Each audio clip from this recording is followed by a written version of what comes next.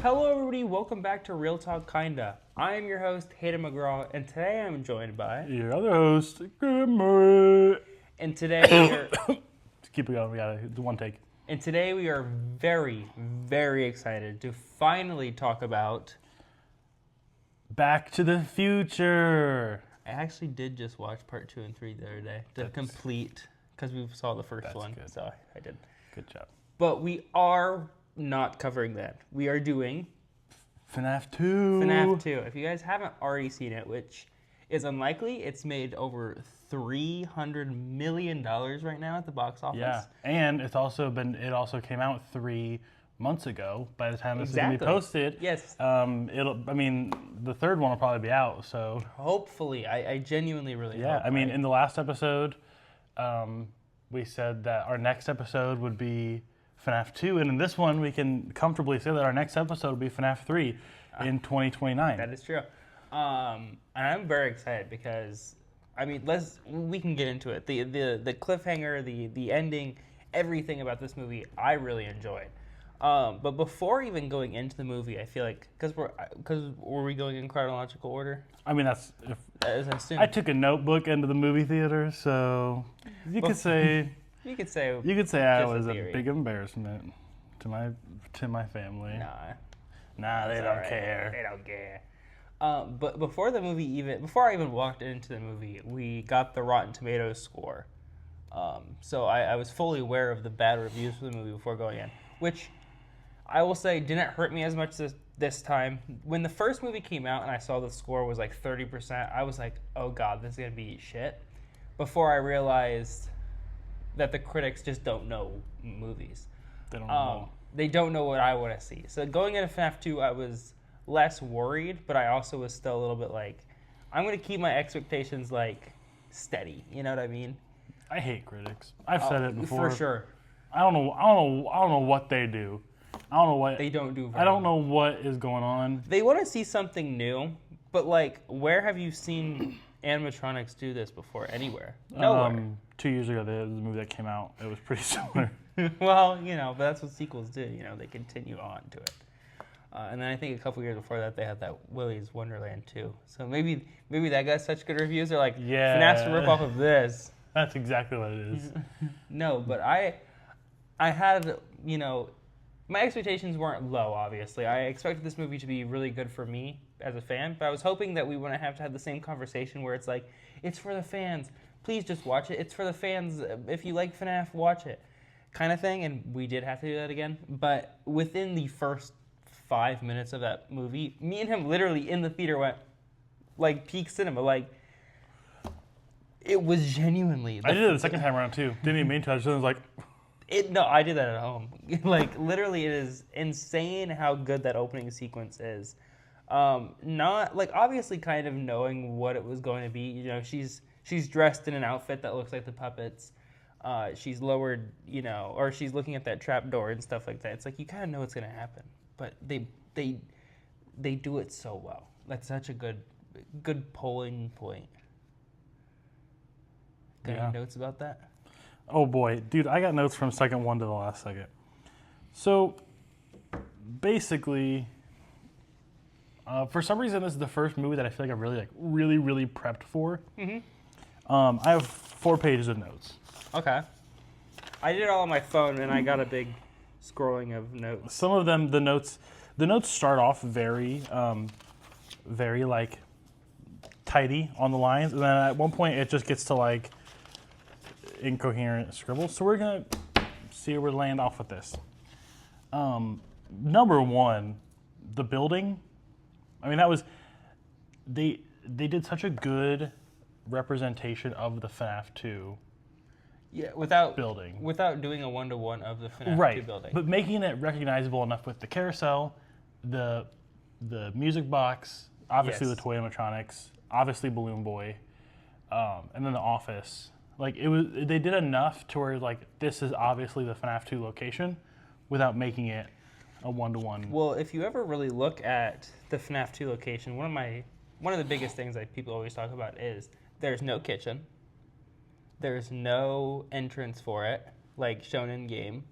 And, Yeah, like those two are like the biggest things people always say. Like for a pizzeria, not having a kitchen anywhere, like it's not even shown on like the mini map. And I think they do a very good job of doing the FNAF 2 location without making it exactly one-to-one with FNAF 2 location until you get to the office, which is literally a one-to-one recreation. Which the first movie didn't do. The first movie had the desk almost. Like the desk basically was the FNAF 1 thing, but there was just one door, and it wasn't like a door. It was just a, Right. Like, I feel like the only change this movie did was actually put covers on the vents, technically, and then Witherbody knocks it off. But I think they only did that for the show of it. I mean, it makes more sense to have a closed vent than have a wide open vent. Right. But yeah, that was just like it started off, and it was just like from beat one, it was like, okay, this is gonna be. Even whenever like Matthew Lillard's back there saying, like starting the show, like God, like it was just like I don't know, just a good start. Honestly, before we get too much further in this, I like this one better. That's something I was gonna touch upon. As I do believe I like this movie a little bit more. It gets into it immediately, and it does not stop. I just feel like the pacing's better. I don't know. I liked it more. I enjoyed it a lot more. I mean, the first movie had a lot of setting up to do. I think to get the people who didn't know Five Nights at Freddy's in, I'm gonna start keeping track of where we're at because. But this movie did not need to pull people in because you're already in the world of FNAF, right. So it did kind of just start. I mean, it kind of slows down when we're like, we're catching up with Mike and Abby. But even then, Abby's like, I want to go see the animatronics. I want to do this. And it's not them not knowing about the stuff. You don't have to do the setup of him learning about Freddy's and learning they're possessed and learning all that stuff.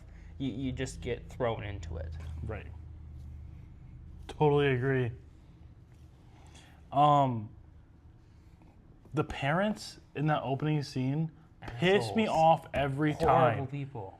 It's just like I know it's to make the story happen, but it just pisses me off. It is, and I know it was like the '80s before people cared about their kids. Before everyone cared. I feel like it's slightly unrealistic. I feel like, but like I don't know. At that point, and I do wonder because we do see him kidnapping a kid, right? But I wonder how many before that there were. Like, was this a multiple thing already, or was this kid like his first try at? It was not. It was not his first because Vanessa knew what was going on. She told Charlotte, "Don't go back there." That is true. So it was like it had been enough kids to where it's definitely not the first, but it's been enough to where she knows those kids go back there and they don't come back. Yeah, that's true. I do wonder. I wonder when she figures that out. I mean, because she's pretty young in that timeline. I mean, what age does she have to be? Like 12? Probably. I mean, at that point, she probably knows about it. Because then in the flashback, I feel like she's even younger. Yeah. And maybe she's not, and just being around. I don't know. She almost has to be younger in the flashback. I mean, I think it's the same actress, I believe. But I think, she's really. It might not be. I mean, I've only seen it 3 times, but I didn't pay attention to that. And was that opening sequence the first like official Toy Foxy, or is he in? Like a fixed Foxy. Yeah. I think that's the first time. Foxy. Because they've done like Funko figures and stuff of it, which I didn't bring one. But they've done that. They did a Funko figure of it, but I don't think they've ever actually shown it. Like in a canon way. I think that was the first time. That was honestly one of the first things I was like, oh, there's a full Toy Foxy. And I was like, is that already been a thing? And I just forgot. Like, I will say they don't touch upon Mangle as much in the movie as I really thought they would. They kind of, and they have posters on the wall that's like pull apart Mangle or pull apart Foxy or whatever. So, and I watched the video. I think in universe it was always supposed to be a take apart thing. Mm-hmm. Like it was never supposed to be completed, where in the games it was like kids just pulled it apart, so then they just left it to be like the Mangle. But I don't know if that's what they're trying to imply or if it was. I do feel like there's a solid amount of deleted scenes in this. that we haven't seen yet, and I'm hoping we do get to see them soon because I think it would flesh out a lot of the points that maybe it wasn't so interesting to go into, like, Mango was an animatronic that once, sang on the stage with the rest of them, but now, maybe they were just like, people know that. People can figure that out. Yeah. I mean, obviously, Foxy started on the stage with them because it's in that opening scene. Whenever Charlotte came out of the curtain, did you think she was already going to be in an animatronic suit?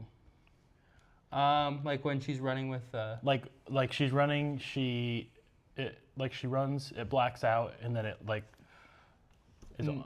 Oh no, because I knew from the trailers that she would have to run out and fall down because it shows her falling on the trapdoor. Because I thought it was almost 1-to-1 of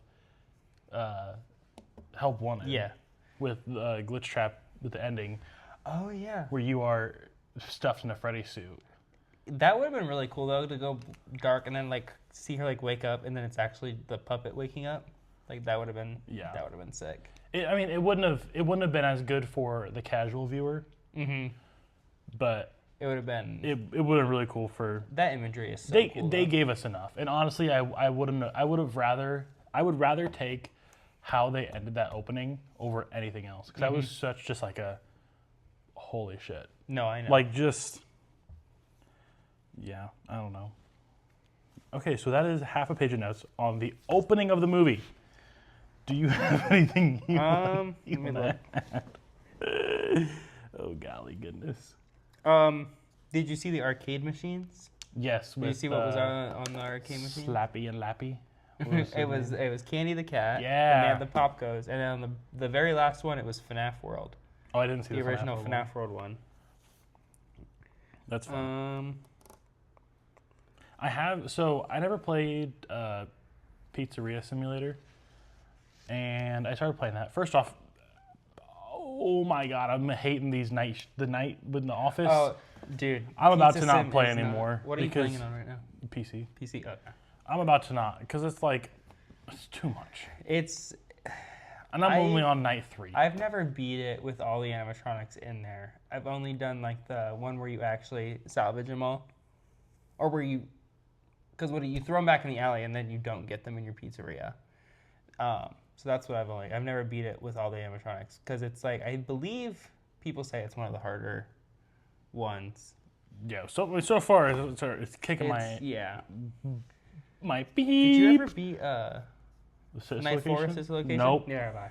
Yep, I've never done that. I need to get that on PC because that'll be easier than. But since Gabe did it, I'm always God, I should do it. If he did it, I can do it. He beat the Magic Rainbow on FNAF World though, which is not easy. I don't know what that is. Oh, I know next to nothing about FNAF World. Oh, really? You gotta play FNAF World. I've never been touched. It's free. It. Okay. FNAF World Peak. That's my list. Oh, in the opening cutscene, one thing I noticed too was you have the puppet here, and it shows all the animatronics on stage, and it shows the puppet above them, and it looks like she's actually marionetting, or you know what I mean? Yeah, doing that, pulling the strings kind of behind the animatronics, which lore-wise is what is happening in the movie. I will say, so I mean, at the top, I wrote down some dates that they mentioned. I'm not sure how I feel about what they did with the timeline. Because, okay, so the opening for this movie is in 82. Yes. This, from what I can, just infer, Garrett was not the first. So he was at some point, and that was the issue with, I saw maybe there was a FNAF movie book. And they're like, oh, Garrett was 12 when he was taken, so he was taken in 1990, because it was no, it wasn't. There's no way it was 1990. There's no way that this location closed in 82, and then 8 years later, he was like, I'm just going to go take this kid. Yeah, I think the details in the book aren't canon, because that's what a lot of people also question what Garrett became, what Garrett's, why he took Garrett, because he also took Garrett in this random forest where it's everybody else we see him taking at Freddy's. So people are was that his first one? And then he realized maybe I should probably wear a disguise. I should probably be at Freddy's. It'd be easier. Or, like, to me, that doesn't quite line up with what we knew. But also, you got to think of how old is Mike, so it can only go back so far. What if Garrett is in Baby? Because the whole thing is that Realistically, baby's eyes are already green. Yeah. I would say the only issue with that is just being the gender. But, no, I'm saying, but like, there's got to be a woman and a woman. In FNAF, that is truthfully how it is, and I thought that's always funny, is that he specifically only kills one girl because there's only one girl animatronic, Chica. So he's like, I can't kill more than that. I guess the puppet. I thought Bonnie was a girl. Bonnie's a dude. My bad. So, do you want me to keep going, or you gonna? I don't really have anything. So I'm just kind of going off what you have. To super nitpick the movie, because that's what I did the second time around. The guy comes over to Mike's house to paint. Mm-hmm. Okay, we see 4 rooms in this entire movie. Mm-hmm. The living room has drywall on it, like scratched, torn drywall.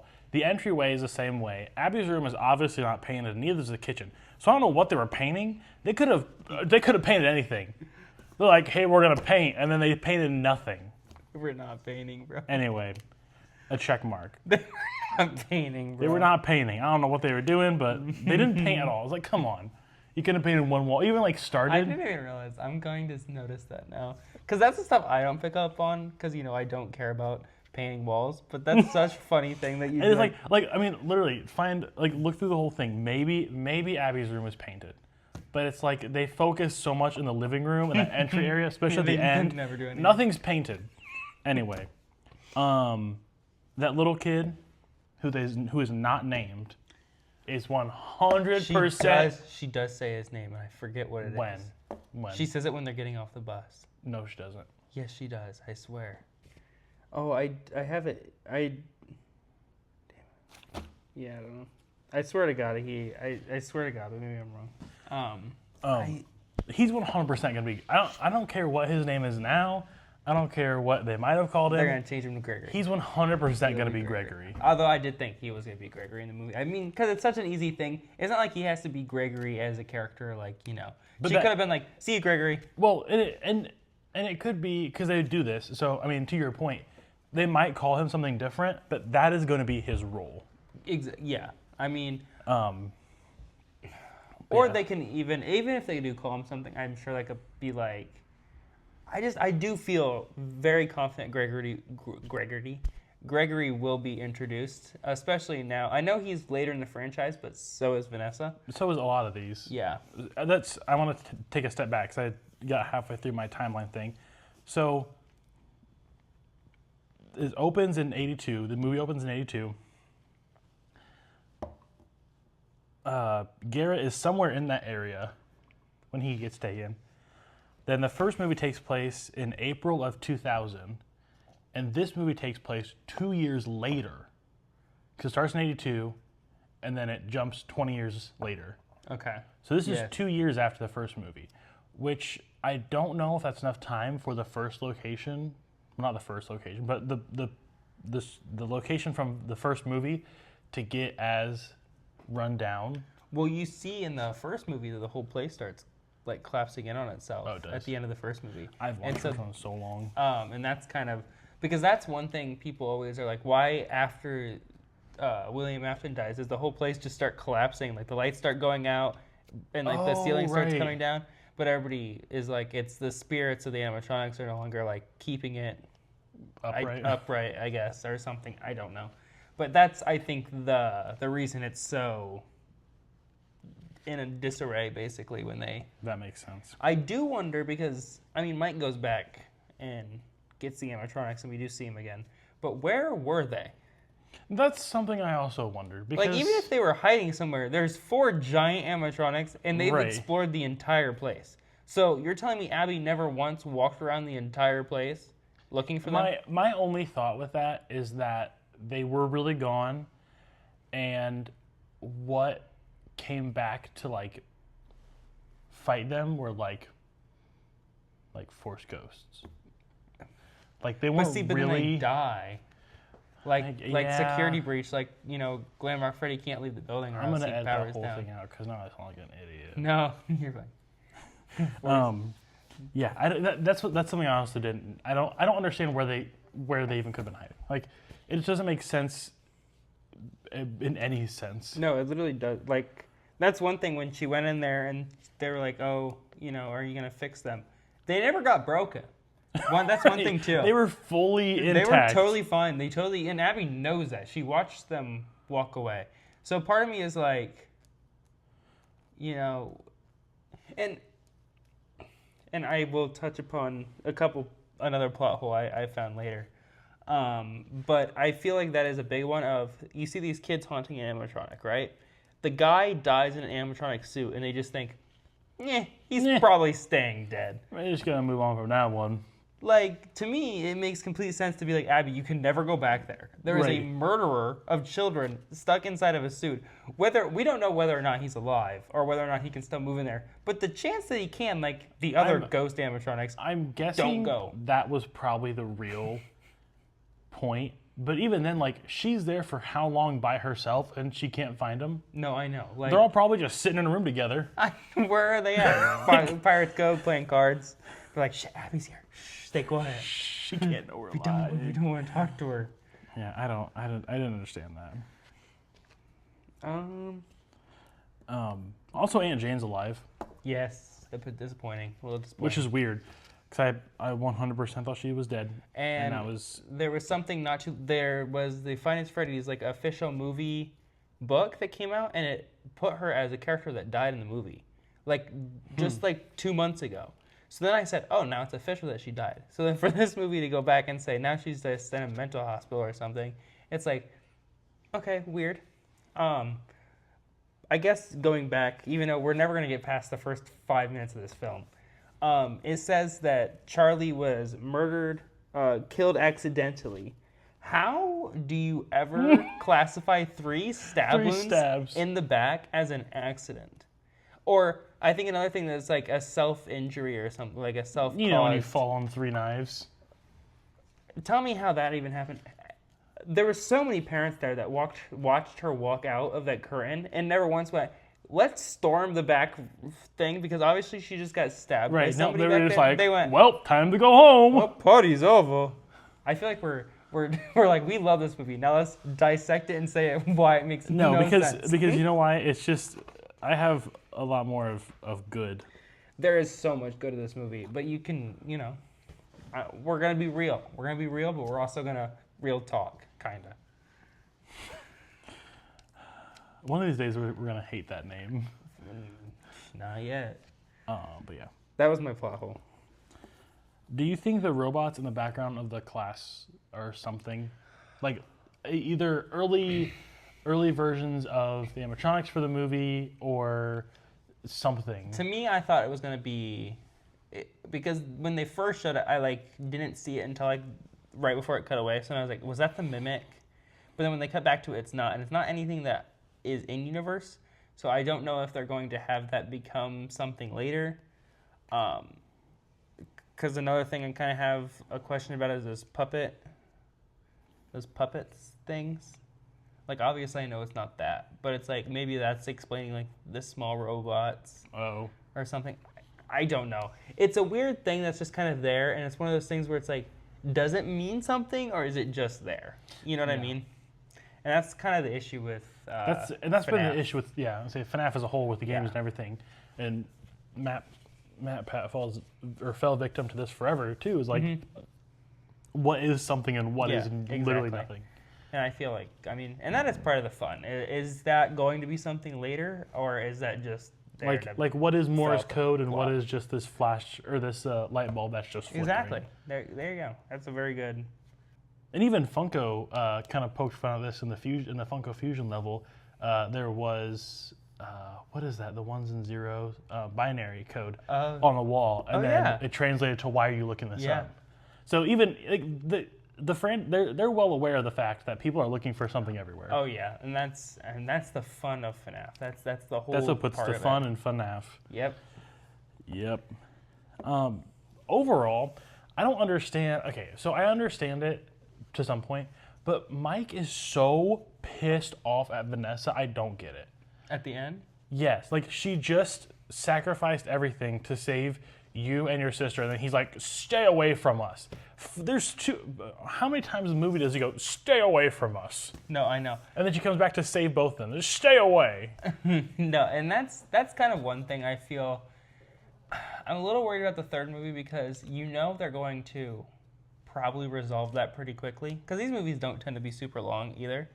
So it's like, I assume they're going to resolve that pretty quickly, but then watching them as a trilogy, you're going to have that weird thing where it's like, stay away from us, and then it's going to jump a year, and then he's going to be like, me and Vanessa made up. And it's going to be like, so what was the point in ending like that? Even like, because didn't he do that in the first one too? Well, because he left her in the hospital then, and then they... Or no, because after he found out that her dad was William, and that's who took Gregory, who took Garrett, then he was like, don't come near me. He's yelling at her. And that already, I mean, there was 2 years between these movies, and I already was like, they're back together a little too quick. Yeah, because he was pissed. He's like, why won't you tell me that they're going to try to kill my sister? And then he does it again, and then he does it, and it's like, okay, at a certain point, you got to get over it, or you got to move on. And she's there to help them. And I think that's the reason she showed up at Freddy's to begin with was to make sure he wasn't killed. Like, she was just trying to protect him. I don't understand it because, she's there to help them out. And then every time she helps out, he's like, and then also stay away. Goodbye. No. And I do feel like he constantly puts his sister in the danger and then blames everybody else for it. Oh, yeah. I mean, that was the whole thing about the first movie was... exactly. Where it's like, Mike's not really the best character to really follow in terms of, like, morals. Like, he gets really upset with people, but then it's like, you're kind of the reason they're in that situation. And he lies about painting rooms. He does. I can't even say what I want to say. I will say, did you know that was Michael Afton from the introduction? Yes. Okay. Yeah. I will say him, which I didn't catch this the first time, but before he even goes, Vanessa, that's my sister, he goes, hey sis, like when he walks in. I didn't catch that at all. So then that was kind of like a reveal to me. Did you not know? I didn't know that was going to be... Oh, buddy. His, I didn't make that connection. Makes obvious sense. Oh, but to buddy. me, it's why have a Michael Afton in this film at all? But for him to be bad makes more sense to me. In my head, I was thinking, how are they going to work Michael Afton in using his original storyline? So I figured then they were going to have him not be Michael Afton, but just be Michael. I don't know that any original storylines are intact at this point. No, I think we're kind of of just running here. Well, because that's my thing is, and I do think it's funny that's like we have our Mike, and then I think it's funny that they're like they call him Mike or whatever, and he's like, call me Michael. You know what's funny is we really do have our Mike Schmidt because this guy means nothing. No, for sure. He literally like this guy. The name that means nothing is a person that means nothing. Josh Hutcherson could not be in the next movie. And I don't really think it would change anything because it's not about him. No, it's not about him. Even now anymore, it's not about him. Even I do feel Abby is a way more important character than he is, and I do feel like this movie focuses a lot on her because realistically, what does he do in this movie? Nothing. Fight the Wizards, and he doesn't paint a room. And doesn't paint the room. What does Abby do in this movie? Goes to school, shows Toy Chica off in the school. Runs to the Freddy's. Gets her. I feel like she's the main character of it all. Gets kicked out of the science fair by Al from Al's Toy Barn. Gets her little animatronic broken by Al from Al's Toy Barn. Sure, that's what we can call him. What would you rather call him? The guy from Jurassic Park? Wayne Knight. That was good.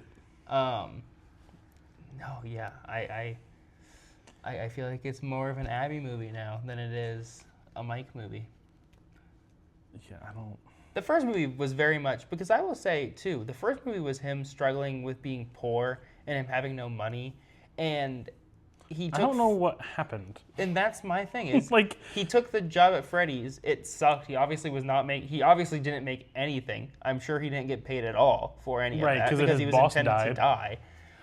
So then my thing is, where the hell did he get money at? They never, ever talk about it. They go to this nice fancy restaurant. Who's paying for that? Is Vanessa paying for it? Because that's not very, I thought, on a date, Right. Right. And she does kind of wear the pants. And only men can pay for dates. That is true. I thought that the crumb scraping thing was going to be a cameo. Nothing. Nope, it was just some guy. Absolutely. And somebody even on Twitter was like, does anybody know what this means? And people were like, it might have happened to Scott one time and he thought it was funny or something. Because nobody, everything in FNAF kind of has a meaning or something. It meant nothing. There was no cameo. There was no... Which that would be the most anything. FNAF thing to do, is something that happened to Scott that he thought was funny. So like, gotta put that in the movie. And everyone's like, what is going on? I would say I would even understand if it was like not a big like talking cameo, where if it was like, oh, that's Markiplier. Because the cameos in this movie don't have any speaking lines like they did. Or even screen presence, really. Yeah, no. Corey, I guess Corey Extension. But were you shocked whenever he showed up? I kind of expected it. I expected it, but I also was kind of surprised they didn't put it in any of the trailers. So that was one thing I was like, why did they hide it this time? But they didn't hide it for the first movie. It feels reversed to what it really should have been. Our theater like exploded with like, no way, it's the taxi guy. I'm like, yeah, obviously he was going to show back up. You have this child who can't drive, transporting, 8-foot-tall animatronics. Someone's got to drive. I was actually really scared because in the first movie they had a cut scene where Abby's riding on the back of Bonnie. And so when they're like, how are we going to get there? I really thought we were going to cut to Abby on Chica's shoulders. And I was like, walking down the street or something. And I was like, I don't want to see that. That's dumb. And we didn't get that. But I will say, Megan Fox Toy Chica, the second she opened her mouth, I said, yeah, that's fine. That's perfect. That's Toy Chica. It was great. That's Toy Chica. I also liked when they got in the taxi and her beak fell off. Yeah. No, that's because that's just a little like poke at the people who know the lore and like the games. I thought that was also really cool.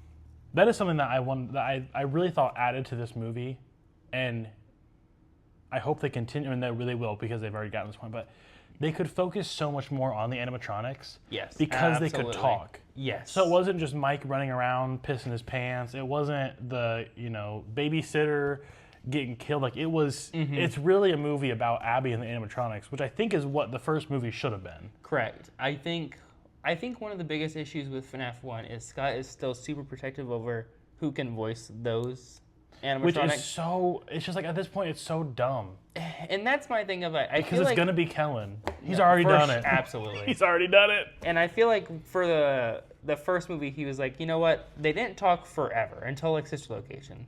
But then I felt with the second movie, the toy animatronics have always, not in the second game, but they've always talked outside of that. And FNAF AR and Ultimate Custom Night, Toy Freddy talked, like even Chica did. I don't think Bonnie did, but like they've always talked. So making them talk felt normal.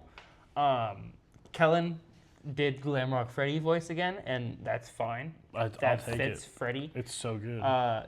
Toy Bonnie, he talked, and I said, "Where'd Matt Pat go? Did they fire him?" But you know what?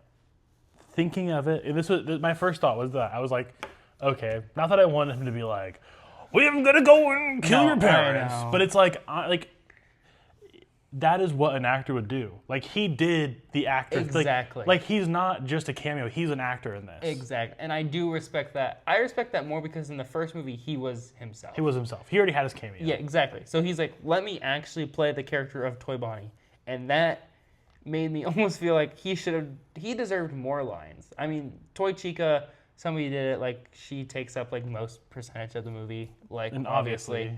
Which makes sense. I mean, they're paying Megan Fox probably the big money to do that.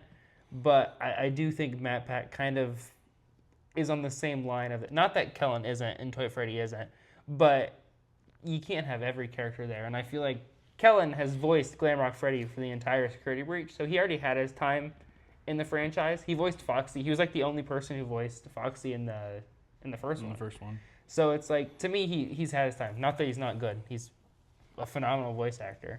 But seeing Matt Pat would be something new and something we haven't, gotten. Which I really only think he talks in that one scene, because any other time he's silent. Because Freddy also only talks one time when he's like, "I'm gonna go take the heads off of some very bad people," and that's it. Like, and honestly, it's like, I don't know. I don't think we need it anymore. It would have been cool, but it wasn't like, I don't know. I feel like it's, especially with like what you were saying, I feel like if there's any more Freddy, it would have been Glamrock Freddy. Like they used it so little that it was like, okay, this is good. No, absolutely. Matt Pat could have talked a ton more. I thought he did really good. I don't know, whatever. Those last two things, I guess. So at one point they talk about where the animatronics are, and Mike says, "Oh, maybe they're in heaven." Mm-hmm. I feel like they put that in there, or Scott put that in there to kind of, is it play homage? Is that the right? He put those in there to reference back to where he started with those Christian faith-based point and click games. I absolutely agree. I mean, I also feel, him just being a pretty hard Catholic guy, him being a pretty devoted Catholic, I feel like that just makes sense to be like, yeah, they're going to heaven. That's kind of that makes sense to me. It's an easy, understandable concept to everyone, I feel. Right. They also make an ET reference. Where's that at? When he's like, they'll be right here. Oh, yeah. And then she's like, that's cheesy. That's cheesy, and he's like, shut up. I was like, did they fly past the moon, bro? I think this is... Yes. Page 2. Ooh, I guess since we're on that scene, we're talking about that. Let me. The bootleg Freddy. That was really plush. good. Did you expect that to happen? I did not. I did not. I loved it. I was like, that's so perfect because to me, that's like the sound everybody knows from Five Nights at Freddy's, but is not from Five Nights at Freddy's. No, it's not. And it was a good way to put a... It was a good way to show that they really do pay attention to what's going on in the community. I felt too. Because there was no need for that to be in there. No, not at all. But it definitely added to the scene to be like, oh, they pay attention to the fans. And that's such a newer meme too, where it's like the first movie had a lot of like the original, which makes sense. It being the first movie, they did a lot of like the original memes and the original Easter eggs and stuff like that. To where this movie, I feel like went, okay, we'll bring it more relevant. We'll put, having an Easter egg, a baby in there, having that in there. Like I was like, we'll pull it more towards where the franchise is today instead of where it was 10 years ago. It looked like it was an animatronic. So people were saying that it looked like Vanny's eyes, but in every other angle, it's an animatronic. It's like Mangle's head. Oh, is that what it is? It's the Mangle head on the back of the thing. I was like, it looks like the heads from FNAF 3 on the wall. Yeah, and I think that's kind of what it's supposed to be like. But it's if you look at Dawko when he did his behind the scenes video, you can see that it's Mangle's head. I did watch that, and that was something. So, not to just be like, oh, I love Jim Henson and on about that. But like, the amount of stuff they did was not necessary at all. They fully built a Spring Bonnie suit for one scene. They fully built a Springtrap suit for 4 seconds, which Dawko said may not, which makes me think will not be, the design they use in the next movie. They already said official. I don't know if it was Jason Blum or Emma Tammy. One of them said that that's not the final suit for the next movie. That was just supposed to be for the post-credit scene kind of thing. So nuts. Baby. 12 foot tall. An entire baby. For literally less time than Springtrap was on the screen. Which we walked out of the movie and I fully thought it was CGI. I thought there's no way they spent the money to make it. The way that it was lit. Yeah. It looked like it was CGI. It did look and I think the eyes were CGI. I do think that's why. Honestly, they probably weren't. Let's be honest here. If they went that far, the eyes are they're not CG. Yeah. But that's my thing is I feel like they just moved a little too quickly where I was like, okay, that's CG. But I think it's just it being in the darkness and the fact that you don't expect it to be there. Why would they build it for 5 seconds? Right. But they did. And I respect that a lot. And then they brought back the original 4. Yes. And the Avengers style. They did the Wizards. They did the Wizards so good.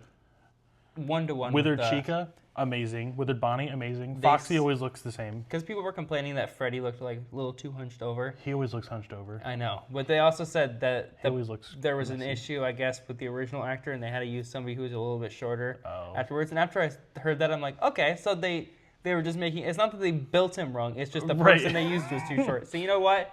That passes, and I thought that was. I didn't even notice that because withered Freddy always looks weird. Oh yeah, he's always hunched over, and his head is rectangular and not. Absolutely. I love the Withers designs. I think that they're some of the best animatronics in the franchise. Yeah. Balloon Boy, they did that whole Peak. Like build. The marionette. One of my favorite details, and this is just so like Jim Henson, is in that opening scene, there's a shot from behind the marionette's head, and you can see the fabric they used to make the puppet. And it's just like, I don't know, something about it is just so like, you can just tell it's actually like made. Like it wasn't just like CG. It wasn't. Yeah, it was. It wasn't there. some like afterthought. You could see like the fuzz. And you can see that it was real, and I think that's something also is that like, well, first off, this is probably one of the biggest. I don't know what all Jim Henson does now, like what that company does now, other than like the Fraggle Rock stage show. This has got to be one of their biggest things they're doing. And it's awesome to see how much care and attention they put into each detail to the point to where, like, they built a full-size baby. Maybe there'll be fun times in the next one. They built a full-size... Really the big thing was the full-size spring bonnie and the full-size spring trap, because those are not going to be used again. I could almost fully guarantee they will not go back to that time. I don't really see. Maybe the Spring Bonnie one will be used again, but they didn't even use the same Spring Bonnie from like the first movie. And no, it's a completely different one. So it's like they completely redid it. So I don't know. I feel like they wouldn't use the exact same thing again, and that's kind of I wonder if they used the same Freddy, Bonnie, Chica, and Foxy. I bet they did. Because I mean I assume they would keep that stuff around, knowing that they're going to make 3 movies, but. Who really knows what they did? I just think the work that they do is insane, and the fact that like you see them do like the fuzzy like Kermit and stuff like that the FNAF 1 animatronics are, but the fact that they do the FNAF 2 animatronics, the toys, so well. They look good. So real without also being like, you know. Oh, also Mangle. Completely skipped past Mangle. So good. So good. I was so excited to see Mangle in the puppet in the movie, and I feel very satisfied. Yeah. One of the things that confuses me, and every time I watch a movie two times through, but Michael's character in the beginning when McKenna Grace and her team comes there is so like confusing, because he brings him in, he walks him around. Okay. She's like, do you guys hear that? I'm going to go look over here. Mm-hmm. He looks excited. Something else happens. He looks scared. Something else happens. He looks excited. Mm-hmm. He hears a crash down where the music box is. He looks excited. He hears something else. He looks scared. And then he hears McKenna Grace die, and he's like, welcome back, Charlotte. And it's like, okay, were you wanting this to happen or not? Because it's like he can't pick an emotion. Kind of what I feel. And maybe it's... Sorry, I just totally cut you off. Maybe it's something that he wants to do for his dad's sake, but I don't know. But what I didn't understand is why... Why he couldn't? Why he couldn't just shut the music off himself? I don't know. Why he had to kill 3 people to do that? I don't know. It's not like you needed like to trade in souls to like re-wake Charlotte. Like he literally just guided 3 people there to kill them for the hell of it. Right. The kid that gets killed by Mangle, though, all his body parts falling down, that was really cool. Something I have written down somewhere, and I'll check it off when I get to it. But I had just got done watching the new Stranger Things. Have you watched any of that yet? Yeah, I've watched them all. So was there more? No, it comes out Thursday. It's just the 4, right? It's just the first 4. Okay, yes. So, not even a spoiler, but somebody gets taken. Whoa, it's Stranger Things. Yeah, kids are getting taken. But the one kid gets taken, and their boot falls off. And then this kid died, and his body parts fall down. But it reminded me of that, and I was like, okay, why is there a trope? Have you ever put a boot on? Take a second right now. If you're watching this, because you are, think about the last time you put a boot on. Okay. I don't think I've ever worn a boot in my life. Okay, think about put a tennis shoe on. Okay. Let's even go tennis shoe. Okay, just think about it. Okay, now pick your leg up and just kind of shake it around. Is your tennis shoe or boot just falling off? Yeah, but how? Because someone picked you up? Have you ever been grabbed by a big monster at like a very fast pace? Oh, and then my foot shrinks, my boot falls off. And then the monster goes, I don't want the shoe. I don't want your boot. He just takes it off and throws it on the ground. I was like, it's not even like I think it's a movie trope they use in Stranger Things for that. Oh, for sure. But it's like, it used to be such a big thing, like, oh, this kid disappeared and here's their shoe. It's like, yeah, like you go missing and the shoe washes up in the water. Yeah, it's like what's happening? How are these shoes falling off? Sharks eat people and they're like, I'm gonna leave one shoe. I'm gonna leave a shoe. Just so they know. Just so they know this person is still somewhere.